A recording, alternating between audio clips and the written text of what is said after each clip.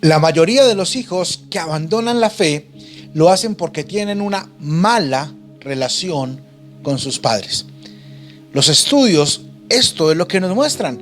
Y nosotros podemos caer en el error de ver a nuestros hijos como un proyecto. Queremos que ellos sean buenos estudiantes, que sean buenos hijos y queremos que sean buenos cristianos. Y volcamos todo nuestro esfuerzo y toda nuestra actividad como padres para llevar a nuestros hijos a que ellos sean ese proyecto, a que cumplan ese ideal que nosotros tenemos. Dios primero nos puso a nosotros en una relación correcta con Él. Y justo cuando estábamos en esa relación correcta con Él, comenzó nuestro proceso de cambio. Y no al revés. Piensa en esto por un momento. Primero nosotros fuimos adoptados como hijos y después llegó el momento de vernos como sus hijos. Imagina que Dios centrara todo su esfuerzo en nuestro proceso de transformación antes de restaurar nuestra relación con Él. Bueno, así lo hicimos nosotros muchas veces con nuestros hijos y así lo hicimos nosotros muchas veces cuando queremos que otras personas lleguen a Dios. Queremos que cambien, queremos que hagan aquello y lo otro, y después ahí sí puedes entrar en una relación con Dios. Después ahí sí puedes ser mi hijo. Sin embargo, Dios no lo hizo así. Primero fue la redención y después viene el proceso constante de santificación que durará toda nuestra vida. Jesús, por ejemplo, murió para ponernos en una relación correcta con Dios. Y después de que nosotros entramos en esa relación correcta, por la gracia de Dios, a través de solamente la fe puesta solamente en Cristo, es que el Espíritu Santo comienza su labor en nosotros para transformarnos día a día y convertirnos en la persona que Dios quiere que nosotros seamos. Es decir, convertirnos en aquellas personas que luzcan exactamente como su Hijo. Nosotros como papás no somos los coach de nuestros hijos. Nosotros no somos sus entrenadores, no somos sus motivadores. A veces confundimos nuestros roles. A veces pensamos que toda nuestra relación de padres e hijos se centra en nosotros ayudarles, en aconsejarles, en motivarles. A veces pensamos que nosotros somos los mejores amigos y sabes, nosotros no somos los mejores amigos de nuestros hijos. Nosotros tampoco somos sus profesores. Todo eso podemos llegar a hacerlo, podemos ser amigos de nuestros hijos, podemos darles buenos consejos, podemos ayudarlos, podemos motivarlos. Claro que sí, es más, debemos hacerlo, pero antes de todo eso, tú y yo tenemos una relación en la cual tenemos que invertir y es en la relación de ser papás. El día de hoy vamos a responder entonces a la pregunta: ¿cómo invertir sabiamente en esta relación? ¿Cómo invertir en la relación que tenemos con nuestros hijos para que realmente lo primero entre nosotros sea una relación?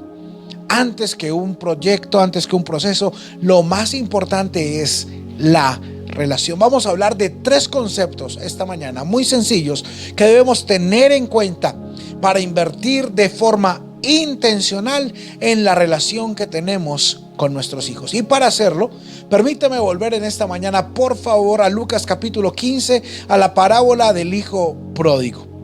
En esta ocasión quiero tomar el tiempo para leer toda la parábola. Sé que son 21 versículos, pero permíteme leerlos esta mañana. Escucha atentamente y encontremos en esta parábola esos 3 conceptos. ¿Está listo para ir conmigo?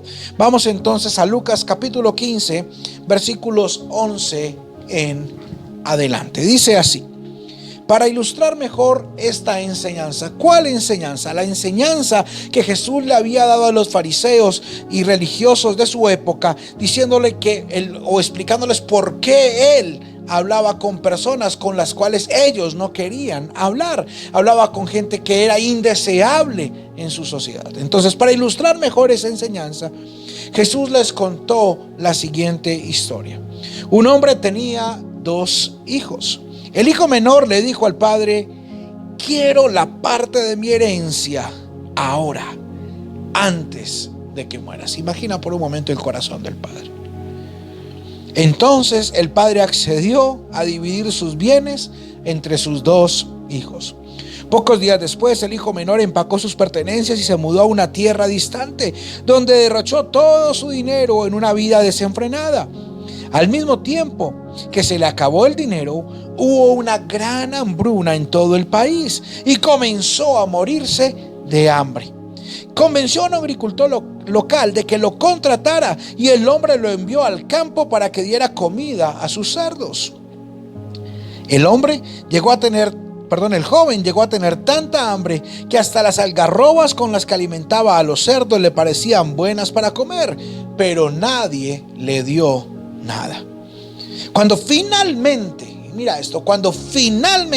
entró en razón, se dijo a sí mismo: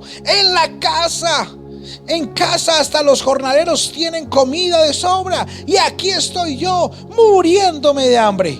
Volveré a la casa de mi padre y le diré: Padre, he pecado contra el cielo y contra ti. Ya no soy digno de que me llamen tu hijo. Te ruego que me contrates como jornalero. Entonces regresó. ¿A dónde? ¿A dónde regresó? A la casa de su padre. Regresó a la casa de su padre. Y cuando todavía estaba lejos, su padre lo vio y, lleno de amor y de compasión, corrió hacia su hijo, lo abrazó y lo besó. Su hijo le dijo: Padre, he pecado contra el cielo y contra ti, y ya no soy digno de que me llamen tu hijo. Sin embargo, su padre dijo a los sirvientes: Rápido, traigan la mejor túnica que haya en la casa, vístanlo, consigan un anillo para su dedo y sandalias para sus pies, maten al ternero que hemos engordado. Tenemos que celebrar con un banquete, porque este hijo mío estaba muerto y ahora ha vuelto a la vida. Estaba perdido y ahora ha sido encontrado. Entonces comenzó la fiesta. Mientras tanto, el hijo mayor estaba trabajando en el campo, y cuando regresó oyó el sonido de la música y el baile en la casa y preguntó a uno de sus sirvientes qué pasaba. Tu hermano ha vuelto, le dijo, y tu padre mató el ternero engordado y celebramos porque llegó a salvo. El hermano mayor se enojó y no quiso entrar. Su padre salió y le suplicó que entrara, pero él respondió: todos estos años he trabajado para ti como un burro y nunca me negué a hacer nada de lo que me pediste, y en todo ese tiempo no me diste ni un cabrito para festejar con mis amigos. Sin embargo, cuando este hijo tuyo regresa después de haber derrochado todo su dinero en prostitutas, matas el ternero engordado para celebrar. Su padre le dijo: mira, querido hijo, tú siempre has estado a mi lado y todo lo que tengo es tuyo. Teníamos que celebrar este día feliz, pues tu hermano estaba muerto y ha vuelto a la vida. Estaba perdido y ahora ha sido encontrado. Ore conmigo. Señor, te damos gracias por tu palabra. Te damos gracias, Señor, por esta maravillosa parábola, Señor, en la cual tú nos enseñas tan profundamente. Te damos, Señor, gracias porque a través de tu palabra, Señor, tú transformas esta mañana nuestras vidas y nuestros corazones. Te queremos pedir, Señor, que tu Espíritu Santo aplique tu palabra en nuestros corazones y que podamos, Señor, comenzar a ser los hijos y los padres que tú anhelas que nosotros seamos. En el nombre de Cristo Jesús. Amén. Y en casa puedes decir: muy bien. Acabamos de leer una parábola bastante interesante, hermosa. Es una de esas parábolas maravillosas que se encuentran en un contexto en que Jesús está hablando de buscar a aquellos que se habían perdido. Y allí en Lucas capítulo 15 entonces encontramos dentro de esta parábola, como les dije hace un momento, 3 conceptos que tenemos que tener siempre en mente a la hora de invertir en la relación que tenemos como padres e hijos. El primero de esos conceptos, si estás tomando nota, el primero de esos conceptos es la vida. Mira cómo el padre describe cómo estaba su hijo antes y después de regresar. Dice: este hijo mío estaba muerto y ahora ¿a qué? Vuelto a la vida. Estaba muerto y ahora ha vuelto a la vida. Así que tenemos que tener en cuenta que nuestra relación o la relación que tenemos con nuestros hijos tiene que ser una relación marcada por la vida. En esta temporada hemos estado como familia bastante ocupados en casa. Mis hijos desde hace ya bastantes años estudian en casa, así que bueno, ellos están todo el tiempo o durante el día conectados en sus computadores, con sus profesores y demás. Pero aparte de eso, mis hijos están involucrados activamente en la iglesia. Hace un momento estábamos adorando a Dios juntos y todo eso requiere de bastante preparación y procesos, pero hemos disfrutado durante muchos años el servir a Dios como una familia. Además de eso, mi esposa dicta clase desde la casa y se escucha en toda la casa. Cuando mi esposa dicta clase, todos tenemos que encerrarnos, ponernos audífonos, porque ella como maestra tiene un tono de voz especial para sus alumnos y se escucha en toda la casa. Sin embargo, hemos podido encontrar intencionalmente para invertir, hemos podido encontrar tiempo para invertirlo intencionalmente en las relaciones. Hemos tenido tiempos, por ejemplo, de ver una película, de comer unas palomitas, de hacer algo especial de almuerzo. Hemos hecho arepa de huevo durante toda la cuarentena, hemos mejorado la receta. Bueno, hemos hecho bastantes actividades como familia. Sacamos tiempo, por ejemplo, para conversar, para jugar. No ha sido fácil. No ha sido fácil, pero hemos podido encontrar los tiempos, los espacios. A veces nosotros parecemos psicoorientadores ayudándole a Samuel, porque como está a punto de graduarse del colegio, mi esposa y yo tenemos todo el tiempo en mente el ayudarle a escoger una carrera y parecemos psicoorientadores, buscamos ayuda, consultamos en las universidades y demás. A veces parecemos entrenadores y managers de Isabela, intentando que vaya cada vez mejor en sus entrenamientos. Sin embargo, no somos ni psicoorientadores, ni entrenadores, ni managers, no, somos papás. Y la mejor forma de invertir es que nuestras relaciones con nuestros hijos estén llenas de vitalidad, pero no de cualquier vitalidad, de vitalidad espiritual. ¿Cómo es eso? De que nuestras relaciones tengan vitalidad espiritual. Es muy importante que tomes nota. No se trata de tener una espiritualidad superficial, sino de tener una espiritualidad que permee todo lo cotidiano. O sea, que podamos ser espirituales no en momentos. Que nosotros seamos espirituales no cuando nos sentamos acá en una transmisión, o cuando estamos preparando, o cuando estamos orando por los alimentos, sino que podamos ser personas que llevan su espiritualidad a todos los ámbitos. Y eso lo tenemos que tener en mente. Y nuestra relación con ellos tiene que estar llena de esa vitalidad. O sea, tenemos que acumular momentos, aprendizajes y experiencias espirituales con ellos. Esa es una prioridad absoluta, poder traducir nuestra fe en Dios en algo tangible en nuestra casa. Que ellos noten que nuestra fe no es solamente una creencia, sino que es una vivencia, y que nuestra relación con ellos esté llena de esa vitalidad espiritual. Eso es importante que tú lo puedas hacer en casa con tus hijos. Si tú eres hijo, tienes que anhelar vivir esto con tu papá, tener tiempos, aprendizajes espirituales, compartir experiencias con Dios juntos. Eso es prioritario.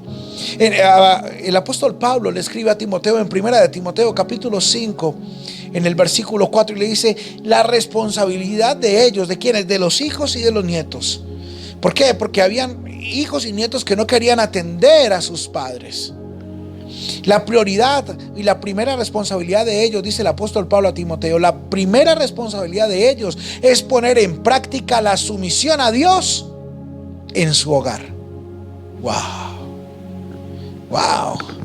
Y esto quiero hablar por un momento a los jóvenes, porque ellos quieren poner en práctica su relación con Dios en muchos ámbitos. Quieren ejercitar su fe, quieren crecer, quieren compartir, quieren hablar con otros, pero la primera responsabilidad que tienen es poner en práctica esa relación con Dios en su casa, al igual que nosotros como papás. O sea, nuestra función y nuestra primera responsabilidad es poner en práctica esa relación. ¿En dónde? En nuestra casa. ¿Por qué? ¿Porque sea especialmente fácil? No. realmente es más difícil aplicarlo en nuestra casa. Es más fácil en otro lugar donde podemos ponernos una máscara, es más fácil en otro lugar donde podemos aparentar, es más fácil en otro lugar donde no nos conocen como nos conocen en nuestra casa. Sin embargo, es en nuestra casa donde tenemos que poner en práctica nuestra relación con Dios. Y tenemos que hacer de nuestras experiencias espirituales experiencias familiares. Nosotros, por ejemplo, hicimos de las experiencias y de las actividades de la iglesia eventos familiares. Por ejemplo, esta semana Samu me dijo: papá, tenemos que comprar papas criollas. Y yo le dije: no, ahí en la nevera hay. Y me dijo: no, papá, compremos papitas criollas chiquiticas, porque quiero que me hagas papitas criollas como las que me comía a la salida de la iglesia en Medellín hace 12 años. ¿Por qué? Porque nosotros íbamos como familia y antes nos preparábamos, durante la iglesia disfrutábamos, después de la iglesia, así no tuviéramos mucho presupuesto, unas papas fritas a la salida. A veces era todo lo que podíamos comprar, pero era toda una experiencia familiar. Compartíamos esos momentos. Yo recuerdo, por ejemplo, momentos que tuvimos en nuestra vida. Mis hijos nos acompañaban a campamentos, a reuniones, a dar clases, y lo disfrutábamos. Encontrábamos la forma de disfrutarlo como familia. Que nuestras experiencias espirituales no sean experiencias privadas. La espiritualidad no es una experiencia privada, no es una experiencia que es pública. ¿Y comienza en dónde? En la familia. Podemos y tenemos que pensar muy bien en inyectar capital de vitalidad espiritual a nuestra relación con nuestros hijos. Algunos consejos para hacerlo. Oren juntos. Oren juntos. Ahora, toma también tiempo para pedirle a tu hijo que ore por ti. Oren los unos por los otros. Oren juntos como familia. Eso es importantísimo. Si no oramos juntos, no vamos a tener esa vitalidad espiritual. No vamos a poder compartirla. Ora por ellos y que ellos oren por ti. Alienta su fe. Celebra su fe. Yo recuerdo cuando Juan Samuel estaba muy pequeño. Tenía tal vez unos 5 o 6 años. Estábamos volviendo a Medellín por una vía que atraviesa una montaña bastante grande al occidente de Medellín, y empezó a caer un aguacero impresionante. Era una tempestad impresionante y comenzaron a caer derrumbes por la ladera de la carretera, una inundación tremenda, y comenzó a caer todo ese derrumbe por delante de nuestro carro y a caer sobre una casa. Y en ese momento mi hijo se levantó con mucha naturalidad, con la naturalidad de un niño, y oró. Y la lluvia se detuvo, el derrumbe se detuvo. Y esa experiencia marcó la vida de mi hijo. Y nosotros obviamente nos encargamos de recordarle, de ayudarle a entender lo que había pasado. Nosotros tenemos que celebrar su fe. Tenemos que celebrar cuando Dios le responde, porque sabes algo, Dios contesta también la oración de tus hijos. Y tú tienes que aprender a celebrar eso. Tienes que aprender a guiarlos en eso. Tú tienes también que enriquecer su fe. Tienes que darles consejo, tienes que darles dirección, tienes que darles guía en la palabra. La familia debe ser un ambiente de vida para ellos. La familia debe ser ese lugar donde ellos reciben todo el tiempo vitalidad espiritual. Deja por favor de llevar los hijos a la iglesia pensando que en la iglesia les van a inyectar vitalidad espiritual. Gloria a Dios por la pandemia, porque nos ha permitido a cada uno en nuestra casa desarrollar ya nuestra relación con Dios. Ya casi llega el tiempo de reunirnos. Estamos preparándonos para poder reunirnos, como les decía hace un momento. Pero no lleves o no envíes a tus hijos a la iglesia. Sabes, he hablado de esto en varias ocasiones. Hay papás que quieren enviar a sus hijos a la iglesia para que sus hijos no les den problemas a ellos en la casa, porque prefieren que sus hijos vayan a la iglesia y no que estén con sus amigos en la calle o en una fiesta. Pero el principal ambiente donde ellos reciben esa inyección de vitalidad espiritual es a través de la relación padre e hijo. Y si no tenemos una buena relación que está marcada por la vitalidad espiritual, tarde o temprano es muy probable que nuestros hijos abandonen la fe. Y eso nos lleva entonces al segundo punto en esta mañana, y es la casa. la casa. El segundo concepto que tenemos que tener en mente cada vez que invirtamos en nuestra relación con nuestros hijos es el concepto de casa. Mira, se repite varias veces, más de 5 o 6 veces allí en la parábola del hijo pródigo, la palabra casa. El hijo pensó: en casa los jornaleros tienen comida, volveré a la casa de mi padre. Cuando iba llegando a la casa, el padre salió de la casa y lo abrazó. Dentro de la casa se hizo una fiesta. El hijo mayor no quería entrar a la casa. Necesitamos volver a entender el concepto de casa. Este hijo dijo: volveré ¿a dónde? A la casa de mi padre. En momentos de angustia, en momentos de dificultad, en momentos de incertidumbre, en momentos de ruina, ¿a dónde irán tus hijos? ¿A dónde irán tus hijos? Nosotros tenemos que alimentar el concepto de familia, de casa. Este hijo entró en razón. Él sabía que estar por fuera del contexto familiar era una locura, y también sabía que al regresar a su casa, su vida sería salvada, su vida sería preservada. Y nosotros tenemos, a través de nuestra relación con nuestros hijos, que alimentar constantemente el concepto de casa, de familia. La casa representa el contexto familiar. Es un ambiente de seguridad, es un punto de encuentro, es el lugar de la provisión y de la reconciliación. Es hermoso todo lo que sucede. Ya lo vimos la semana pasada. El padre, lleno de afecto, salió, lo besó, lo abrazó. Tuvo una entrega maravillosa, generosa, una oferta generosa para su hijo. Hubo fiesta. Y esa tiene que ser casa para nuestros hijos. Antes de pensar en un proceso, antes de pensar en convertirlos en alguien que cambie el mundo, pensemos en convertirlos en alguien que hace parte de una familia. Debemos invertir en la relación con ellos, teniendo en mente siempre ese contexto, el contexto de casa. ¿Y qué es el contexto de casa? ¿Qué es tener en mente esto? Es tener en cuenta las dinámicas de la casa. Es tener en cuenta que en casa somos afectuosos, que en casa también hay respeto, que en casa oramos, que en casa estamos compartiendo, que en casa hay reglas, que en casa tenemos estándares, que en casa tenemos prioridades, que en casa somos seguros. Y nosotros como papás tenemos que aprender a construir ese ambiente. Tenemos que pedirle a Dios que nos ayude a construir ese ambiente para nuestros hijos. Tristemente, nuestros hijos muchas veces se sienten frustrados, juzgados, cansados en casa.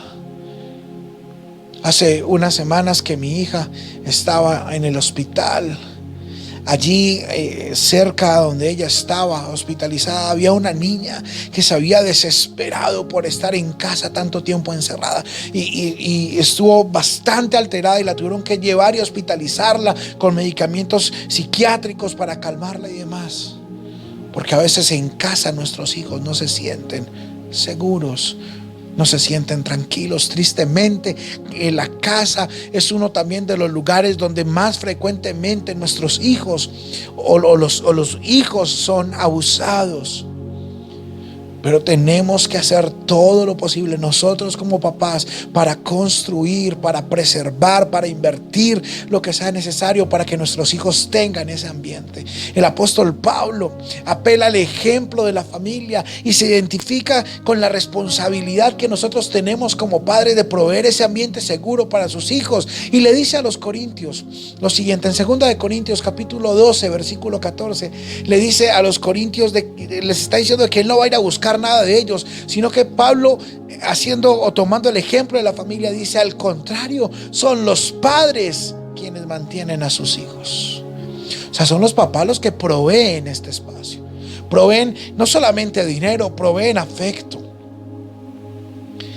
Porque un papá que no provea afecto, que no provea sonrisas, que no provea juegos. Algo que a mí me encanta hacer es jugar con mis hijos. Hoy mi esposa estaba dando clase y después tuvo que regañarnos porque en mitad de su clase salimos corriendo Isabela y yo jugando.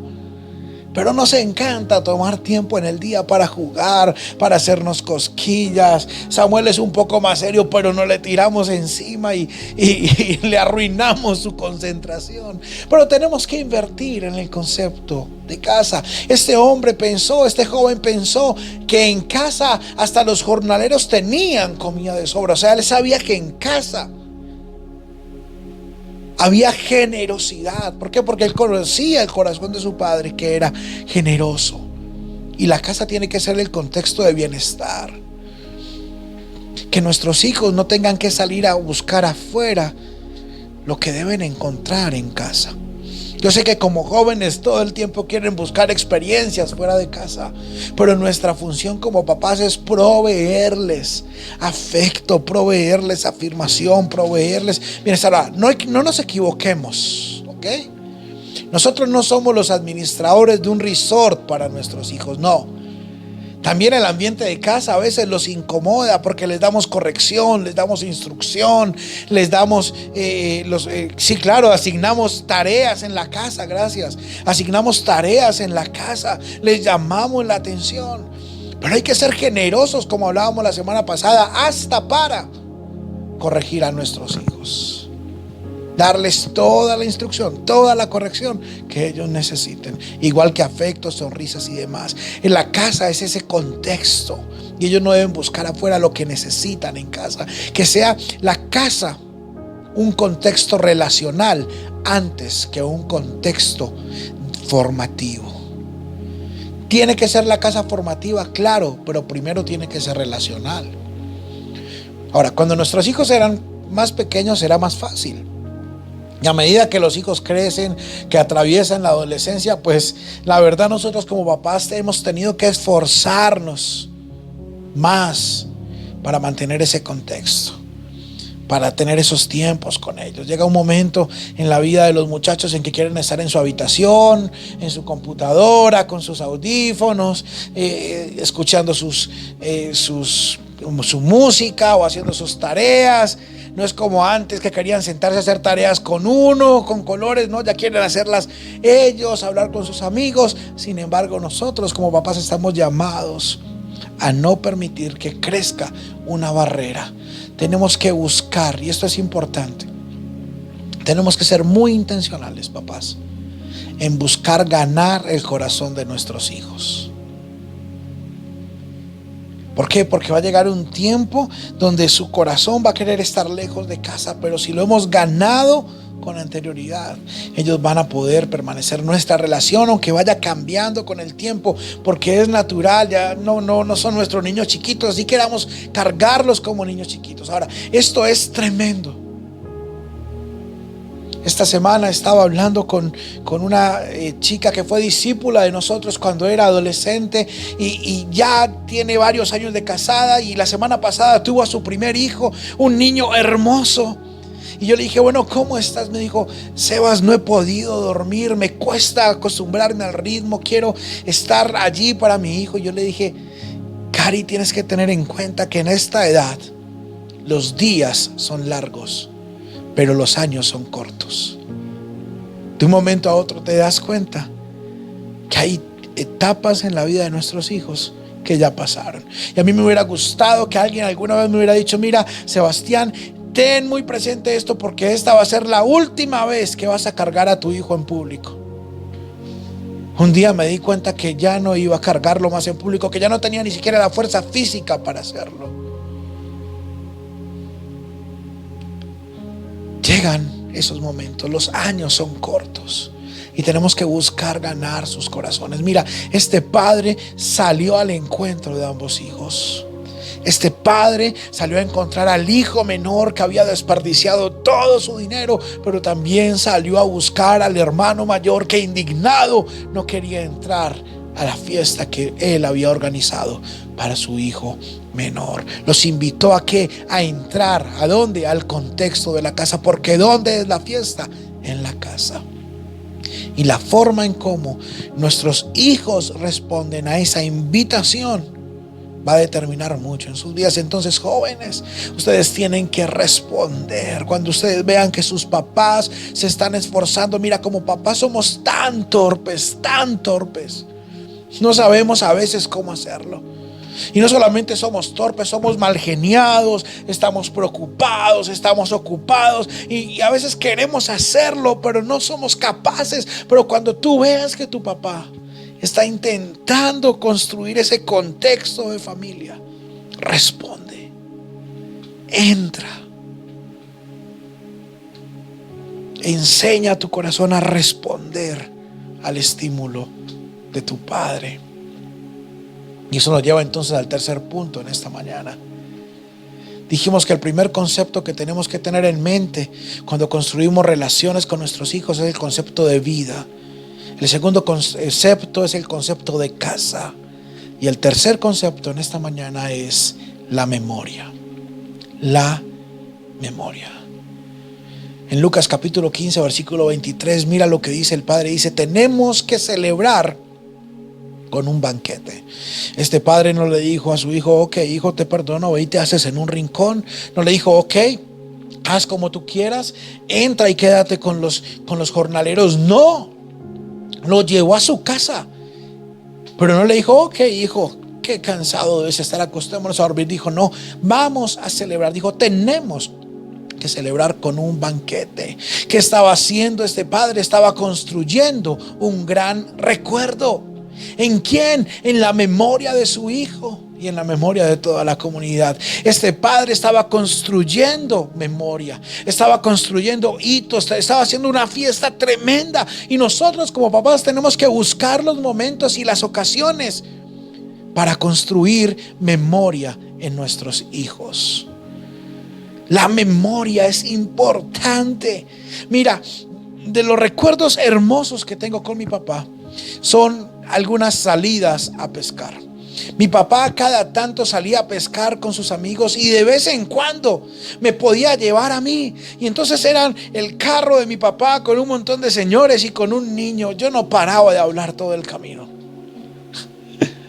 Pero yo tengo eso en mi memoria tan patente. Son recuerdos tan hermosos que yo mismo he buscado construir esos mismos recuerdos con mis hijos. Las pasadas vacaciones, por ejemplo, a fin de año pudimos tener un día de pesca junto con mi papá y con mi hijo. Abuelo, papá, hijo, fuimos los tres a pescar durante todo un día. Llegamos cansados, insolados, bueno, por lo menos esa vez sí pescamos. Pero es importante construir recuerdos, construir experiencias. Mi esposa, por ejemplo, Adri, ella ama contar historias. Mira, tú puedes estar en un almuerzo, puedes estar en un tiempo con una visita, puedes estar en una consejería, en una prédica, y ella va a soltar alguna historia de su familia. Ella ama contar historias. Sus hermanos se ríen de ella porque dicen que se acuerda de cosas desde antes de que naciera ella. Y cuando ella suelta una historia, ya sabes que viene una avalancha de historias detrás de esa. Es una historia detrás de la otra. Y esas historias son importantes. Esas historias son construcciones familiares. Muchas veces cuando ella está contando una historia, mi cuñada Albita comienza a meter la cucharada. Y entonces mis hijos ya meten la cucharada de cosas que pasaron antes de que ellos nacieran. Y comenzamos todos a construir esos momentos importantes, a recordarlos. Eso es construir memoria. Y nosotros podemos preparar banquetes que alimenten la memoria de nuestros hijos. No siempre estoy hablando de grandes gastos, no, estoy hablando de construir momentos. Cuéntales su historia. A mí me encanta contarles a mis hijos su historia, cómo ellos nacieron, cómo era nuestra historia, cuál es nuestra historia con Dios. Tenemos que construir memoria. Eso es importantísimo. Les compartía la semana pasada que, por ejemplo, con mi hija hemos podido compartir momentos impresionantes. Como ella es deportista, hemos tenido la oportunidad de viajar con ella varias veces. y nos hemos varado, nos han sucedido cosas impresionantes, pero todos esos recuerdos han quedado almacenados allí. La memoria es fundamental. La celebración de la Santa Cena, por ejemplo, que es el mayor banquete de todos, tenía un objetivo. Jesús dijo: hagan esto en memoria de mí. Y la relación con nuestros hijos debe ser memorable.